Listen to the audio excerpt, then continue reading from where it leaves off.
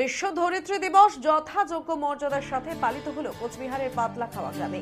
সবুজ প্রকৃতিকে নির্মমভাবে ধ্বংস করে কিছু মানুষ তাদের জীবনের স্বার্থ পূরণ করছে।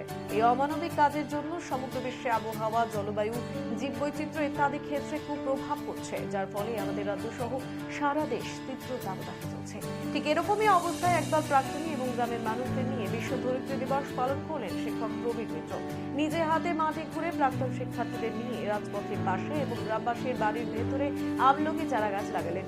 পথচারীদের হাতে চারা গাছ তুলে দিয়ে সবুজ রক্ষার আহ্বান জানালেন। প্রাক্তনীরাও তাদের প্রিয় শিক্ষককে পাশে থেকে স্লোগান দিতে দিতে সচেতনতার প্রচার করল। গ্রামবাসীরা প্রবীর বাবুর এই মহৎ উদ্যোগে প্রশংসা করলেন এবং ধন্যবাদ জানালেন।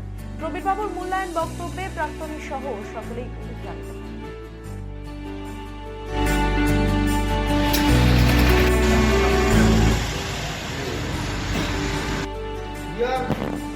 অ্যালুমনি বা আমাদের প্রাক্তনী যারা আছো, সেই প্রাক্তনী স্টুডেন্টদেরকে নিয়ে আজকে আমাদের আর্থ ডে পালন করা হবে।